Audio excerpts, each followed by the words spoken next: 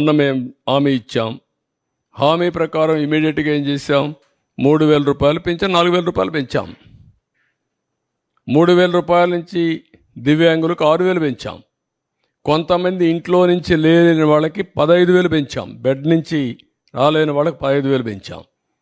అది మానవతా దృక్పథం చేయాలి. నిర్ణయం చేశాం. మళ్ళీ ఉచిత ఇసుక చెప్పాం. ఉచిత ఇసుక ఇస్తాను ఇచ్చాం. ఇప్పుడు దాన్ని కూడా కొంతమంది విమర్శిస్తున్నారు.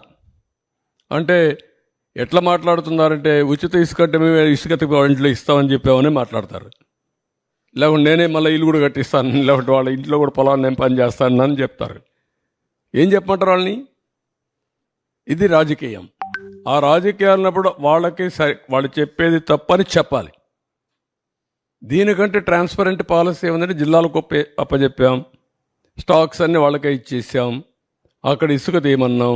ఏ నదిలో అయినా ఏ కాలువలో అయినా ఇసుకుంటే వాళ్ళ ట్రాక్టర్ ఉంటే ట్రాక్టర్కి, ఎడ్ల బండి ఉంటే ఎడ్ల బండికి నెత్తి మీద పెట్టుకోగలిగితే నెత్తి మీద పెట్టుకో తీసుకుపోమంటున్నాం. What more you want? మీరు పోయి ఎత్తపోండి, ఈయన కూడా పొమ్మనండి.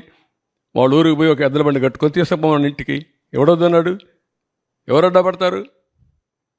అలాంటి బుద్ధి జ్ఞానం లేకుండా చేసే వాళ్ళని ఏమనాలి? వాళ్ళని మనుషులు అనాలి? ఉంటే వింత పశువులు కూడా ఉండవు మారిగా ఉంటాయి. ఇవన్నీ ఉంటాయి ఛాలెంజెస్. మొన్న మేము హామీ ఇచ్చాం. హామీ ప్రకారం ఇమీడియట్గా ఏం చేసాం, 3,000 రూపాయలు పెంచాం, 4,000 రూపాయలు పెంచాం. 3,000 రూపాయల నుంచి దివ్యాంగులకు 6,000 పెంచాం. కొంతమంది ఇంట్లో నుంచి లేని వాళ్ళకి 15,000 పెంచాం. బెడ్ నుంచి రాలేని వాళ్ళకి 15,000 పెంచాం. అది మానవతా దృక్పథం చేయాలి. నిర్ణయం చేశాం. మళ్ళీ ఉచిత ఇసుక చెప్పాం. ఉచిత ఇసుక ఇస్తాను ఇచ్చాం. ఇప్పుడు దాన్ని కూడా కొంతమంది విమర్శిస్తున్నారు. అంటే ఎట్లా మాట్లాడుతున్నారంటే, ఉచిత ఇసుక అంటే మేము ఇసుక ఇంట్లో ఇస్తామని చెప్పామని మాట్లాడతారు. లేకుంటే నేనే మళ్ళీ ఇల్లు కూడా కట్టిస్తాను, లేకుంటే వాళ్ళ ఇంట్లో కూడా పొలాన్ని నేను పని చేస్తాను అని చెప్తారు. ఏం చెప్పమంటారు వాళ్ళని? ఇది రాజకీయం. ఆ రాజకీయాలన్నప్పుడు వాళ్ళకి వాళ్ళు చెప్పేది తప్పని చెప్పాలి.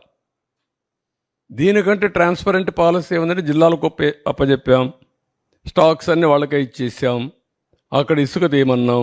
ఏ నదిలో అయినా ఏ కాలువలో అయినా ఇసుకుంటే వాళ్ళ ట్రాక్టర్ ఉంటే ట్రాక్టర్కి, ఎడ్ల బండి ఉంటే ఎడ్ల బండికి నెత్తి మీద పెట్టుకోగలిగితే నెత్తి మీద పెట్టుకో తీసుకుపోమంటున్నాం. What more you want? మీరు పోయి ఎత్తపోండి, ఈయన కూడా పొమ్మనండి. వాళ్ళ ఊరికి పోయి ఒక ఎద్దుల బండి కట్టుకొని తీసుకుపోమని ఇంటికి. ఎవడొద్దన్నాడు? ఎవరు అడ్డపడతారు?